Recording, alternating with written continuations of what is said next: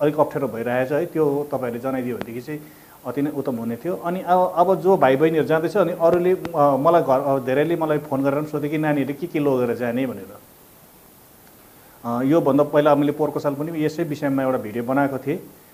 अब त्यो भिडियोमा जानुहोस् भनेर म भन्दिनँ, र म सानो सन्देश दिँदैछु।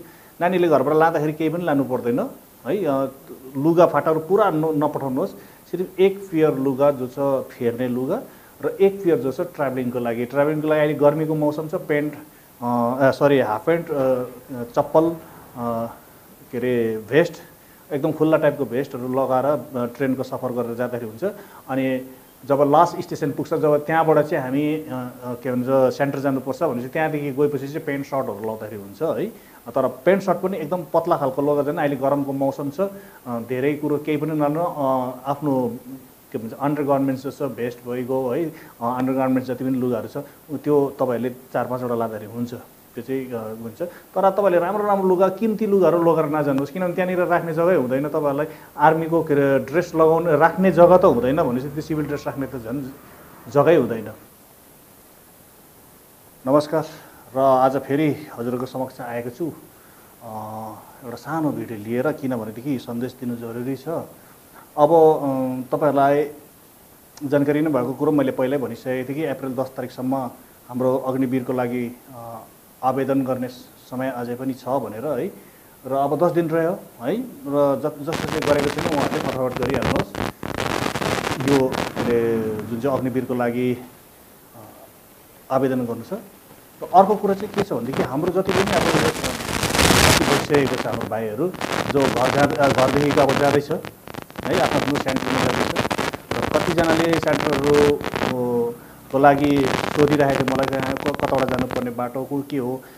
खास गरेर म जिआरडी घुमलाई पनि म एउटा सुझाव दिन चाहन्छु कि नानीहरूलाई तपाईँहरूले सिर्फ सेन्टरको नाम मात्रै दिएको छ, तर रुटहरू केही पनि दिएको छैन है।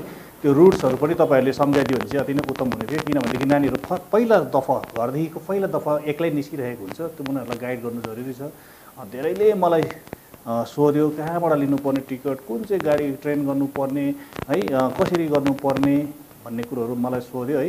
र घुम जिआरडी हाम्रो छ है, उहाँलाई म एउटा सुझाव दिन्छु कि नानीहरूलाई अब आउनेवाला जुन चाहिँ नानीहरू छ उनीहरूलाई चाहिँ एकदम रोड जो छ तपाईँहरूले जनाइदियो भने चाहिँ राम्रो हुनेछ कि कुन चाहिँ सेन्टरको लागि लिङ्क के भन्छ ट्रेनहरू छ। अब डाइरेक्ट ट्रेन हुनेहरूको त केही पनि छैन, तर जसले अब लिङ्क गरेर जानु छ है, लिङ्क गरेर जानु छ भनेदेखि अब त्यो ट्रेन डाइरेक्ट नभएर अब दिल्लीमा उत्रेर दिल्लीबाट कुन चाहिँ ट्रेन पक्रिने, त्यो अलिक अप्ठ्यारो भइरहेछ है। त्यो तपाईँहरूले जनाइदियो भनेदेखि चाहिँ अति नै उत्तम हुने थियो। अनि अब जो भाइ बहिनीहरू जाँदैछ अनि अरूले मलाई धेरैले मलाई फोन गरेर पनि सोधे कि नानीहरूले के लगेर जाने भनेर। योभन्दा पहिला मैले पोहोरको साल पनि यसै विषयमा एउटा भिडियो बनाएको थिएँ। अब त्यो भिडियोमा जानुहोस् भनेर त म भन्दिनँ, र म सानो सन्देश दिँदैछु। नानीले घरबाट लाँदाखेरि केही पनि लानु पर्दैन है, लुगाफाटाहरू पुरा नपठाउनुहोस्। सिर्फ एक पेयर लुगा जो छ फेर्ने लुगा र एक पेयर जो छ ट्राभलिङको लागि। ट्राभलिङको लागि अहिले गर्मीको मौसम छ, पेन्ट हाफ पेन्ट, चप्पल, के अरे भेस्ट, एकदम खुल्ला टाइपको भेस्टहरू लगाएर ट्रेनको सफर गरेर जाँदाखेरि हुन्छ। अनि जब लास्ट स्टेसन पुग्छ, जब त्यहाँबाट चाहिँ हामी के भन्छ सेन्टर जानुपर्छ भनेपछि त्यहाँदेखि गएपछि चाहिँ पेन्ट सर्टहरू लाउँदाखेरि हुन्छ है। तर पेन्ट सर्ट पनि एकदम पतला खालको लगेर जाने। अहिले गरमको मौसम छ, धेरै कुरो केही पनि नलानु। आफ्नो के भन्छ अन्डर गार्मेन्ट्स जो छ, भेस्ट भइगयो है, अन्डर गार्मेन्ट्स जति पनि लुगाहरू छ त्यो तपाईँहरूले 4-5 वटा लाँदाखेरि हुन्छ, त्यो चाहिँ हुन्छ। तर तपाईँले राम्रो राम्रो लुगा, किम्ती लुगाहरू लगेर नजानुहोस्, किनभने त्यहाँनिर राख्ने जग्गै हुँदैन। तपाईँहरूलाई आर्मीको के अरे ड्रेस राख्ने जग्गा त हुँदैन भनेपछि त्यो सिभिल ड्रेस राख्ने त झन् जग्गै हुँदैन। त्यस कारणले गर्दामा तपाईँहरूले अहिले यो जाँदाखेरि जति पनि भाइ बहिनीहरू जाँदैछ उहाँहरूले चाहिँ लुगाहरू पुरा लगेर नजानुहोस्। सिम्पल आफूले ट्राभलिङ गर्दा लगाउने लुगा घरबाट नि लगाएर निस्किनुहोस् है। अनि जो वहाँ गएर पुगेर लास्ट स्टेसन पुगेर जहाँबाट चाहिँ सेन्टर जानु छ त्यो सेन्टरमा पुगेपछि चाहिँ तपाईँहरूले फेरि एउटा राम्रो लुगा लगाउनुहोस्, पेन्ट सर्ट लगाउनुहोस्। किनभने पल्टनभित्र एन्ट्री गर्नुपर्छ, सेन्टरभित्र एन्ट्री गर्नुपर्छ। त हाफ पेन्टहरूमा एकदम मैला त्यो सफरबाट आएको लुगाहरू लगाएर जानु त भएन नि त है। त्यस कारणले गर्दा त्यो लुगा त्यहाँनिर लगाउनु लागि सिम्पल पेन्ट र सर्ट, जिन्सको पेन्टहरू नलाउनुहोस्। गरममा सक्दैन लगाउनु जिन्सको पेन्ट। राम्रो जुत्ताहरू नलाउनु। सक्यो भनेदेखि स्कुलको नोटी भाइहरू छन् झन् राम्रो, स्कुलको नोटिफाईहरू लगाएर जानुहोस्, उहाँ पनि काम आउँछ नोटिफाई चाहिँ। फेरि आर्मीमा गयो भने पनि काम आउँछ, किनभने मुफ्ती ड्रेसमा जो छ ब्ल्याक सू नै हुन्छ। त्यति बेला तपाईँलाई त्यो नोटिफाई काम आउनसक्छ। स्कुलको नोटिफाईहरू राम्रै छ भनेदेखि बरु त्यो लोकल जाँदाखेरि हुन्छ। स्टेसनमा एकछिन लगाउने त आधा घन्टाको बाटो हुन्छ, ज्यादा ज्यादा स्टेसन दिएको सेन्टरको आधा घन्टाको, कसैको 1 घन्टाको होला, कसैको आधा घन्टा होला। प्लस त्योभन्दा ज्यादा सफर गर्नु पर्दैन। तर लुगा बेसरी यहाँबाट नै ब्यागमा भरेर लगेको छ भनेदेखि उहाँ राख्ने जग्गा हुँदैन। फेरि उहाँ गएपछि यति ज्यादा लुगाहरू इस्यु हुन्छ कि राख्ने जग्गा फेरि त्यो लुगालाई जो चाहिँ फ्याँक्ने नबताउँछ, कहाँ फ्याँक्ने, किनभने इन्सपेक्सन हुन्छ है। त्यो सिभिल ड्रेसहरू फाल्टु ड्रेस, मतलब आर्मीको ड्रेसको अलावा फाल्टु ड्रेस एउटा पनि मान्दैन। त्यहाँनिर गएपछि एउटा मुफ्ती ड्रेस सिलाउनुपर्छ। सिभिल ड्रेस हो त्यो, खासमा चाहिँ मुफ्ती ड्रेस हो, जो सन्डे आउटपास जाँदाखेरि होस् या केही पनि होस्, एउटा रेजिमेन्टको आफ्नो आफ्नो कलरको मुफ्ती ड्रेस हुन्छ, त्यो मुफ्ती ड्रेस लगाउनुपर्छ। त आफ्नो ड्रेस त छुट्टीमा आउँदा जाँदाखेरि लगाउने मात्रै हो। त लुगाफाटा ज्यादा नपठाउनुहोस्। धेरैले मलाई सोधे नानीहरूले के लगेर जानुपर्ने, कस्तो कस्तो लगेर जानु।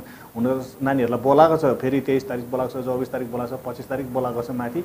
त्यति बेला सायद उहाँहरूले गाइड गर्छ होला त्यो टाइममा पनि है, यो सामानहरू लगेर जानु भनेर। तर अहिले फिलहाल जो छ जतिजनाले पनि मलाई फोन गरेर सोधिरहेको थियो है, उहाँहरूलाई अनि सम्पूर्णलाई जति पनि हाम्रो नानीहरू यहाँ जिआरडीबाट मात्रै 634 जना भर्ती भएको छ। 634 जनालाई नै मैले यो मेसेज दिएको हो कि उयो नगर्नुहोस् भनेर, लुगाहरू ज्यादा नलानुहोस् भनेर। अनि जसको पनि अहिलेसम्म अग्निवीरको लागि छुटिरहेको छ या गरेको छैन कुनै कारणवश, उनीहरूले यो के अरे फर्म भरिहाल्नुहोस्, 10 दिन छ। अनि जसले एक्जाम दिएको छ है, अनि जसकोमा रिजल्ट छैन, धेरैले भन्दैछ हाम्रोमा त मार्कसिट छैन, किनभने भर्खर हाम्रो नानीले एक्जाम दिएको भनेर भन्नुहुँदैछ भनेदेखि उनीहरूले पनि एप्लाई गर्दा हुन्छ। उनीहरूकोमा छ के अरे एडमिट कार्ड छ, त्यो एडमिट कार्डले के भन्छ फर्म भर्दा हुन्छ। त्यहाँनिर एप्लाई फर भन्ने एउटा के अरे उयोको हुन्छ, के भन्छ अप्सन हुन्छ, त्यसमा टिक गर्ने मात्रै हो। त्यो टिक गरेपछि तपाईँहरूले त्यो के अरे एडमिट कार्ड सबमिट गर्दा हुन्छ। अनि डकुमेन्ट्स पनि सोधिरहेको थियो कि नानीहरूको डकुमेन्ट्स के लाग्छ भने, अब 10 दिन मात्रै छ है। जसले पनि सुन्नुहुँदैछ फटाफट सेयर गरिदिनुहोस्। गाउँतिर सबैले चाल पाओस्, कतिजना नानीहरू छुटिरहेको छ, उनीहरूलाई अननोन परिरहेको छ। डकुमेन्ट्स के चाहिन्छ भनेर भन्दैछ। डकुमेन्ट्स नानीको स्कुल सर्टिफिकेट, मार्कसिट, जसको जसले पहिले उयो दिएर एक्जाम दिएर बसेको मार्कसिट अब्लिक के अरे यो के भन्छ एडमिट कार्ड होइन, त्यहाँदेखिको आधार कार्ड। यदि नानीको भोट कार्ड छ भने भोट कार्ड, यदि नानीको भोट कार्ड छैन भनेदेखि प्यारेन्ट्सको भोट कार्ड। यति मात्रै डकुमेन्ट्स लाग्छ अहिले फिलहाल फर्म भर्दाखेरि। त्यहाँदेखि पछाडि हो त्यो त जब यिनीहरूले रिटर्न गर्छ, त्यहाँदेखिको यिनीहरूको फिजिकल टेस्टहरू हुन्छ। त्यो टाइममा चाहिँ तपाईँहरूले गोर्खा सर्टिफिकेट बनाउने, रेसिडेन्टहरू अहिले बनाएर नराख्नुहोस्, किनभने 6 महिनाको मात्रै ड्युरेसन हुन्छ, त्यसको 6 महिना मात्रै भ्यालिड हुन्छ त्यो है। अहिले नै बनाएर नराख्नुहोस्, पछि भन्दै जाउँला है कि अब नानीहरूको यो डकुमेन्ट्सहरू चाहिन्छ भने त्यति बेला तपाईँहरूलाई डकुमेन्ट्स पनि देखाइदिएको हुन्छ के चाहिन्छ भनेर। मसँग पुरा डकुमेन्ट्सको लिस्ट छ है, त्यो डकुमेन्ट्सहरू तपाईँहरूलाई बताइदिन्छु के चाहिन्छ भनेर। तर अहिले जरुरत छैन, अहिले चाहिँ सिर्फ त्यति मात्रै हो। आधार कार्ड, स्कुल सर्टिफिकेट, मार्कसिट छैन भनेदेखि, भर्खर एक्जाम दिएको छ भनेदेखि उनीहरूले रेजिस्ट्रेसन कार्ड, ठिक छ, एडमिट कार्ड। त्यसको बादमा भोटर कार्ड छ भने भोटर कार्ड, छैन भनेदेखि प्यारेन्ट्सको भोटर कार्ड र आधार कार्ड, बस त्यति मात्रै हो।